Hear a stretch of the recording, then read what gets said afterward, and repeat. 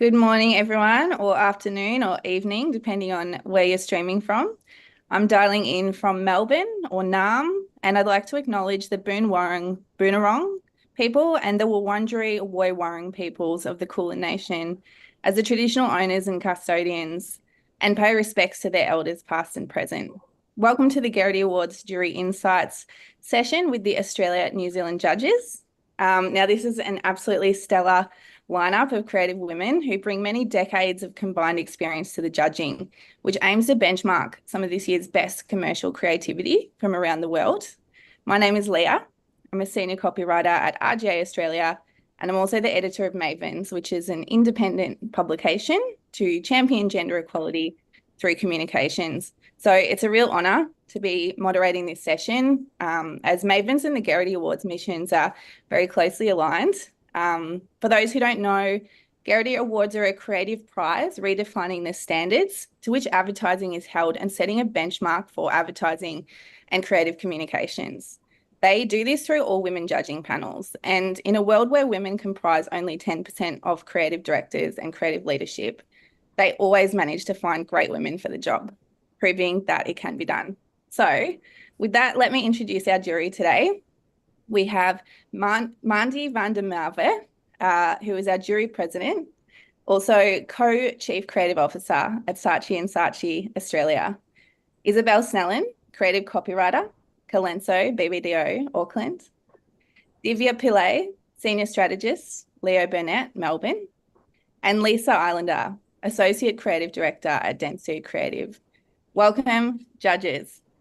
We're going to work through some questions to get your insights today. And my first one is, what was the most original work that you saw this year? And what was it about it that stood out to you? I'd like to start by honouring our jury president, Mandy. Oh, you've made it really easy for me, Leah, because let's go. Like, I think there was so much love in the room for this specific piece of work, and it was called Merry Easter by Edeka. Edeka is the largest supermarket in Germany. And I think what we all really loved about it was that it was a media hack, right? So they decided to run a Easter campaign, a Christmas campaign during Easter, and they got all of Germany talking, going like, "What's going on? Something is wrong here." And then they revealed that that's the first sign of early onset of Alzheimer's. And then they really closed that loop beautifully by creating, if you can imagine, a Christmas bunny, like an Easter bunny, but in Christmas attire. And then they sold that in their stores. And I think it was about €1 of that went to the charity that they supported. So I think what is really original for me about it is that it's such a simple idea, and they've taken quite a few traditional pieces and put it together in a beautiful way.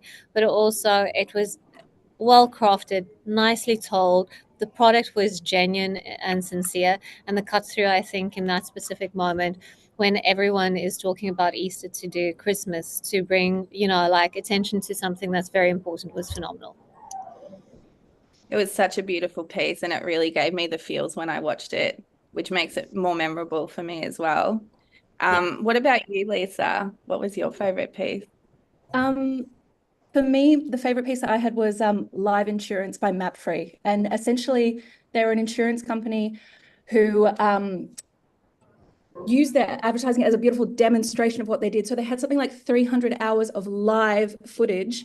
They used, producers to record it and show it live. And it was a really beautiful demonstration across multiple media of what they do so well. So literally across billboards, social, banners, I loved the way that they just took what you'd normally see for insurance, which is a lot of like price and you get this much weeks free. And instead they showed why you need insurance in such a human way, which I thought was great. It went very much against category. And I just thought it was such a crazy idea that they actually got up, which I always give people props for that, because you can imagine saying it to your creative partner, like, let's do this, and they'd roll their eyes. And you'd say it to their creative director and sell it into the client. And somehow everyone went, yes, that's amazing. Let's do it. Let's show it. So I just loved that one. It really went against everything we're used to seeing.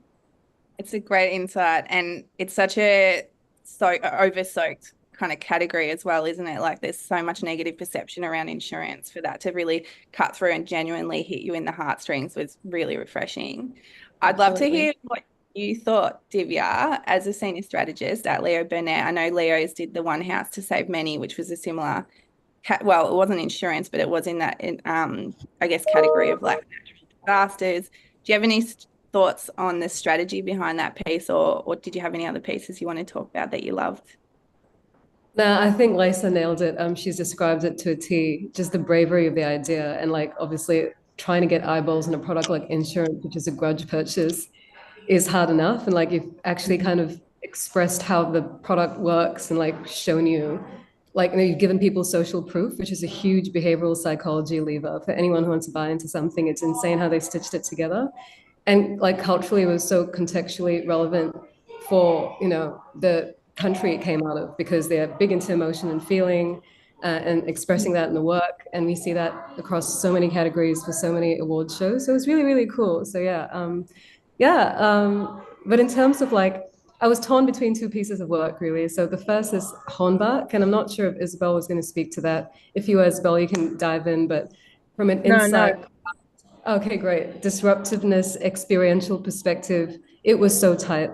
They're, a homewares business. They looked at the fact that people were paying much more for much smaller spaces, and you want to make it feel like home, and so they had a solution for it. And across every single touch point, the consistency, but the craft in the film as well, like there was a relatability to it, but it compelled you to watch, which is hard enough. And then the genius idea of rolling out a square meter space for urban water shortages and highlighting that problem, the world's smallest festival stage, a thinker seat anchored to a lake, a vertical farm that irrigated everything you could need to eat for a single person, and even creatively a walk-in cloud, like just animating that insight and showing people the potential for them to create a home in a small space, like was great.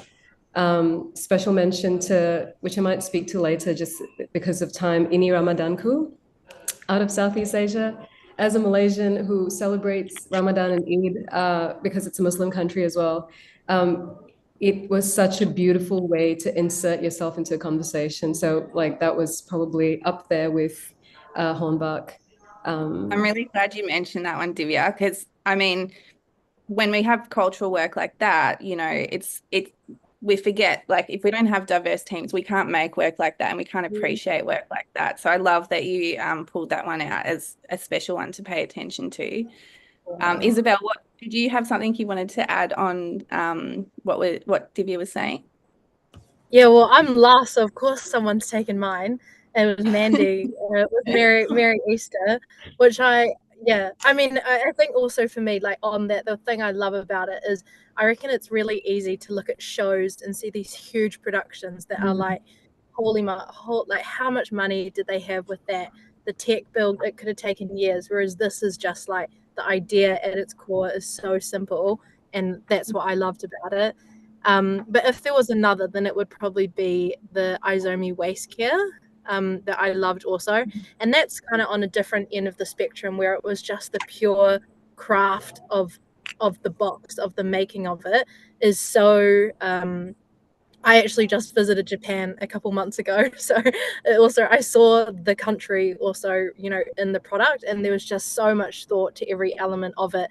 But then it wasn't just, beautiful packaging with not much of an idea. At the core of it, it was demonstrating what's great about their product. So I thought, that's another one for me that kind of that stood out.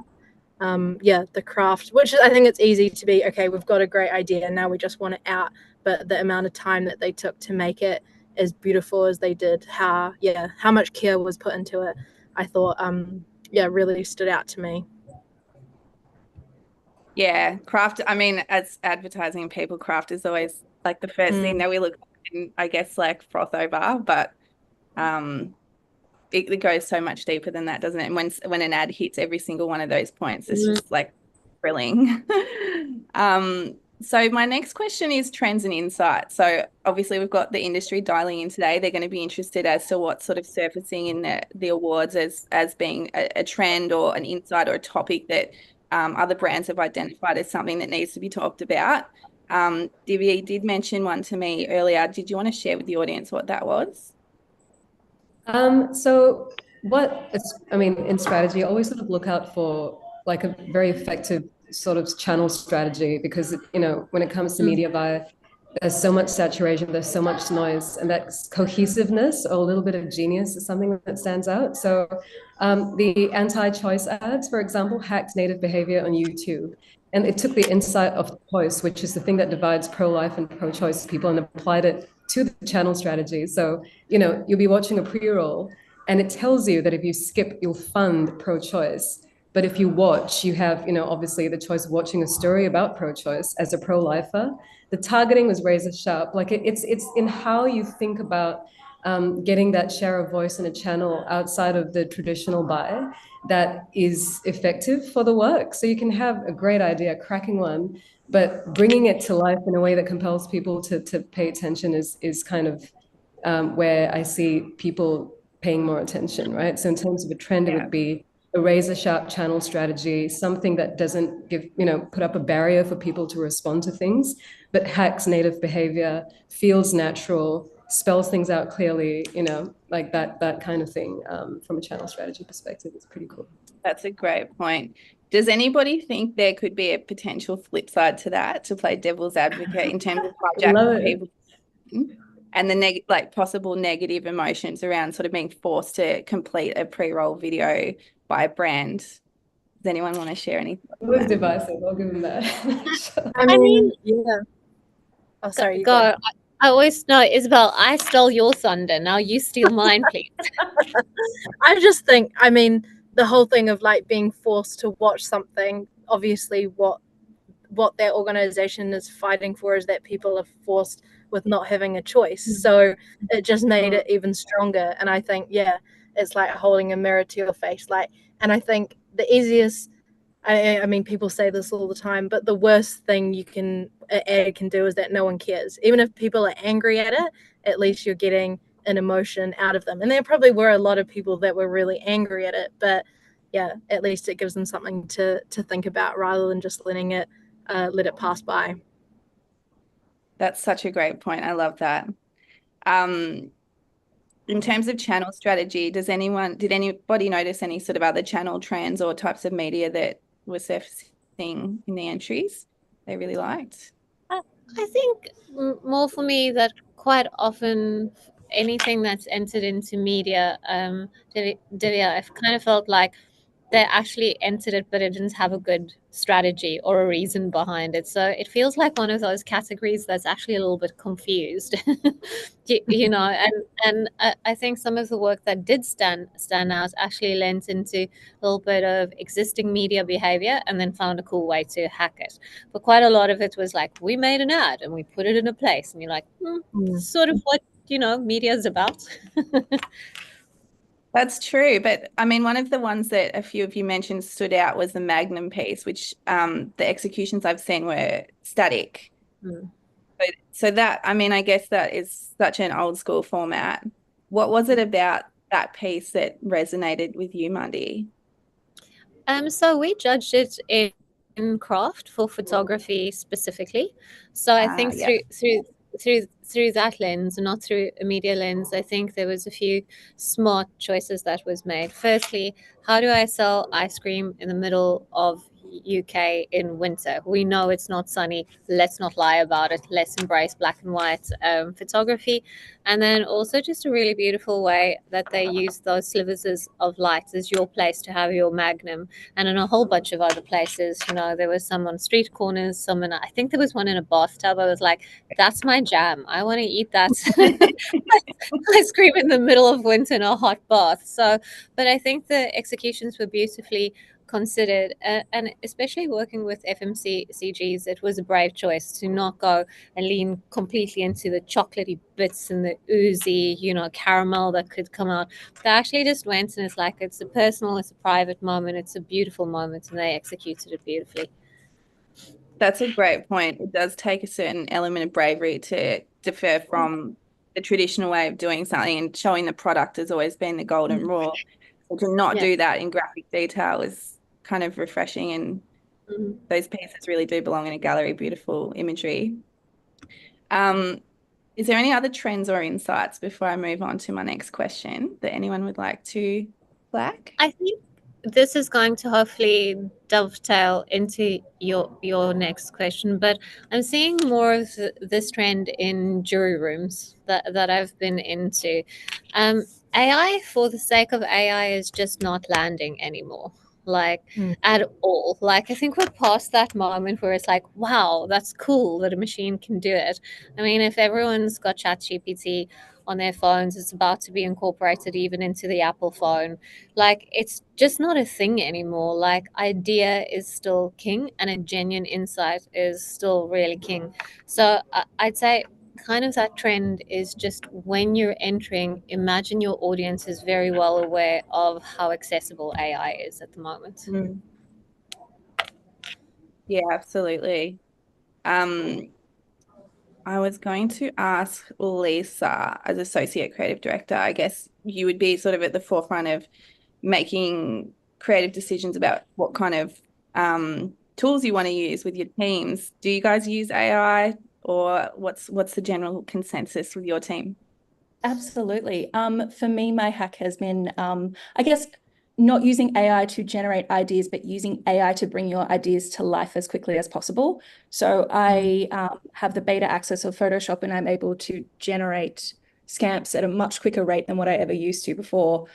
So I think, yeah, as Mandy said, it's not AI as the amazing tool that's going to fix things, but how can we use it to better scale what we're doing, I think is the way. And one of the examples that we did get to look at was Penny from the Block, which was radio and being able to do so many different versions of their radio ads and personalize them to different areas, which I think is a great, useful demonstration of how to get what you're trying to say out a million different ways.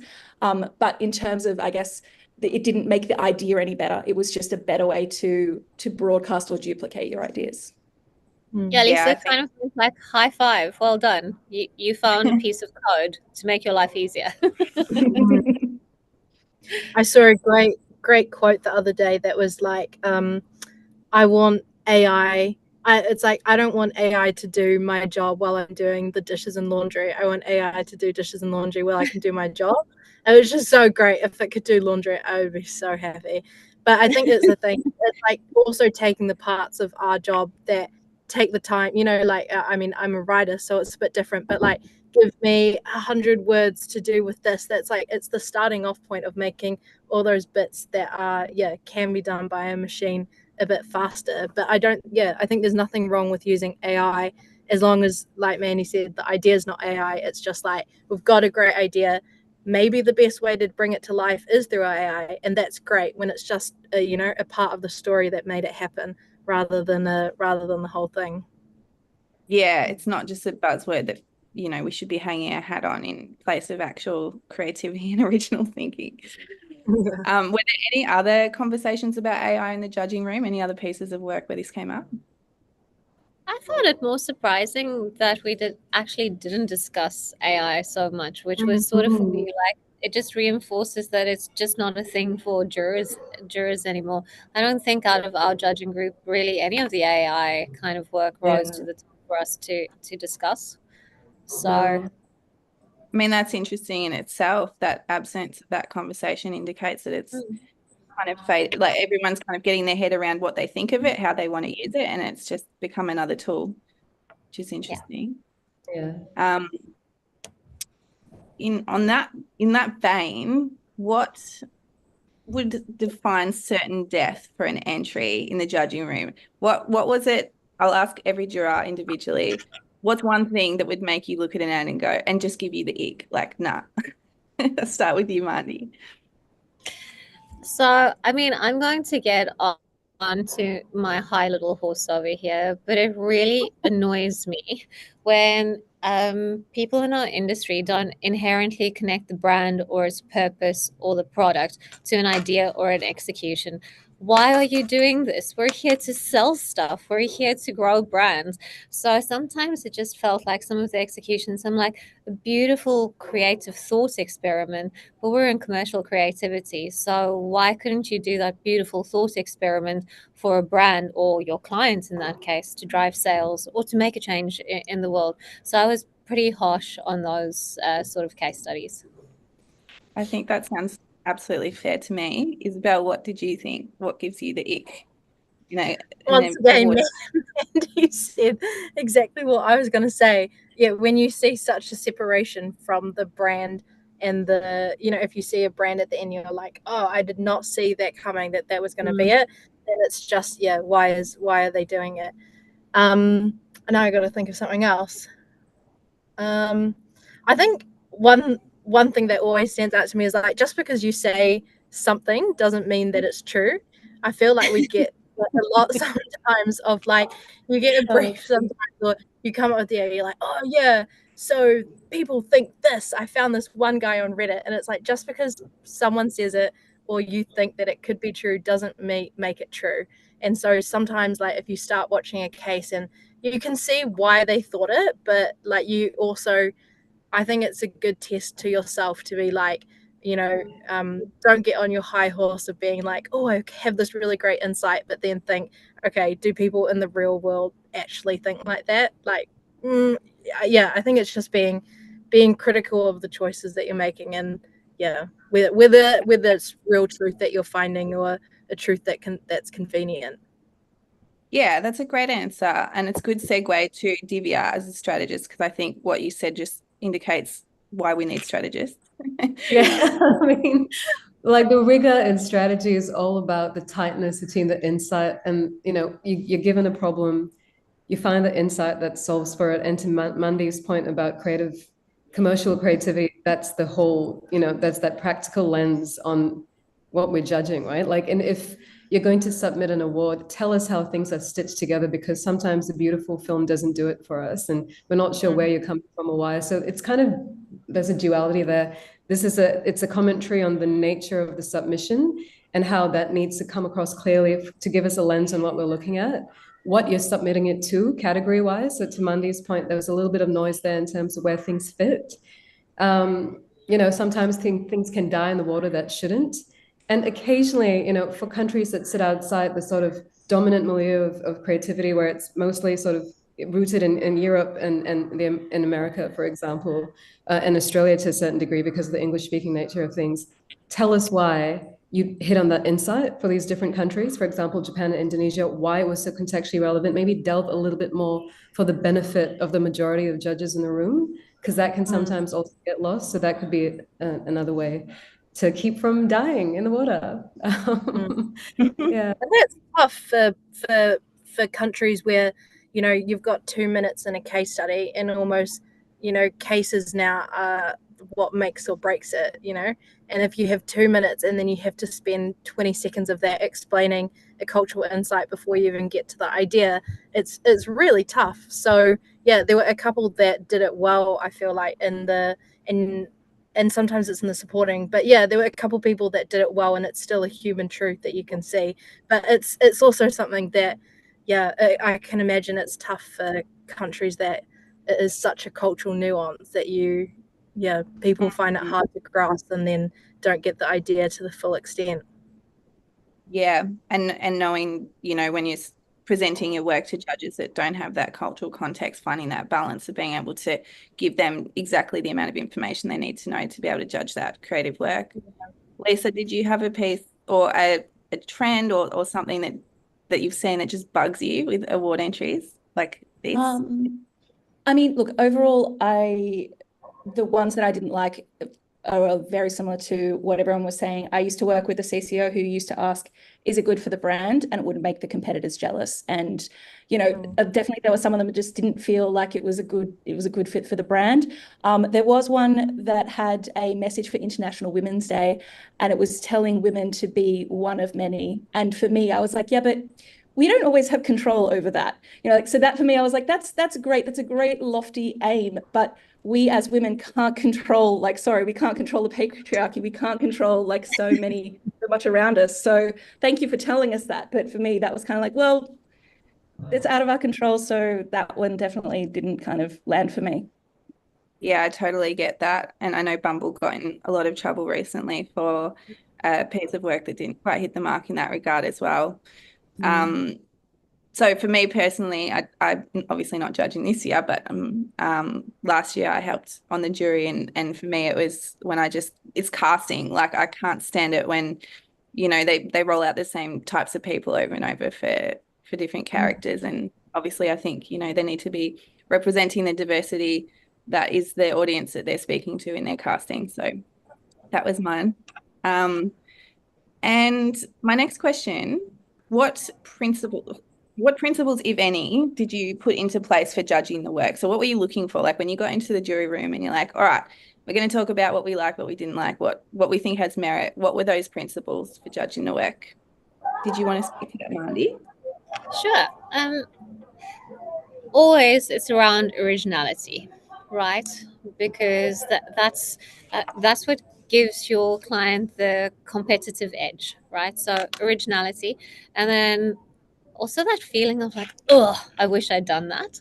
Like that's a very specific feeling, and when you get that feeling, it's almost a mixture of pride, joy, jealousy, extreme envy, but it's like a very strange emotion that kind of work gives you. But usually it's really work that makes you want to lean in emotionally and participate in some way or tell someone about it.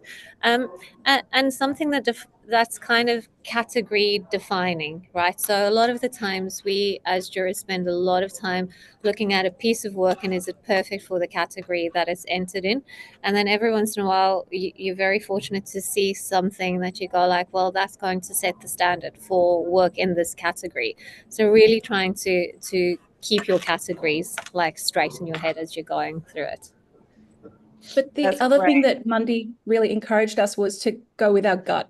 What resonated with our gut first off, because we are all experienced creatives and strategists that we have done this a million times before. So, what resonated with us personally without any of the, does it work for category and all this? No, just what resonates with you in your gut, which I think was a great first thing to question.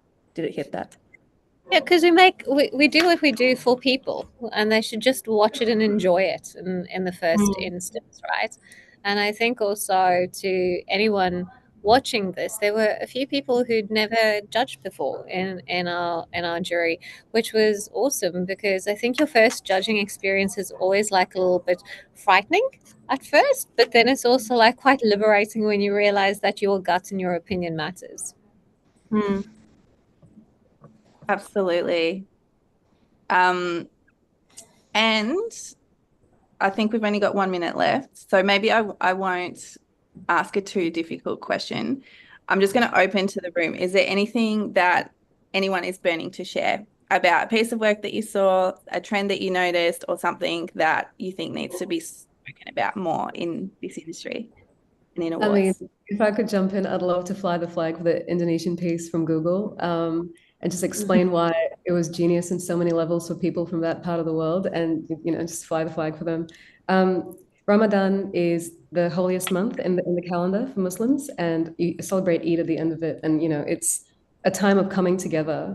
And for a generation that they were targeting through this piece of work that had been disconnected from each other and from people and from life for so long, navigating such an important cultural event was beyond them. They had one foot in a more contemporary online world and another in celebrating Ramadan, which comes with its own set of rituals. And so Google, because they're targeting an audience with more search engine options, more of them are looking up things on TikTok than Google, for example. How do you contemporize yourself? Remind people of Google's place in their lives and of Google's utility in a way that resonates, right? So, one of the things that was happening at the time that the work was conceived was nostalgia is huge as a sort of rallying defense against this world that we're living in that's so chaotic and so painful sometimes. Like people are hanging on to that. You see these trends coming through the work as well. So 16 years ago, this group called Nasiraria was singing this particular song for Ramadan. And in our area of the world, some of these songs last for years. Like we sing songs that are 20 years old, 30, 40 years old.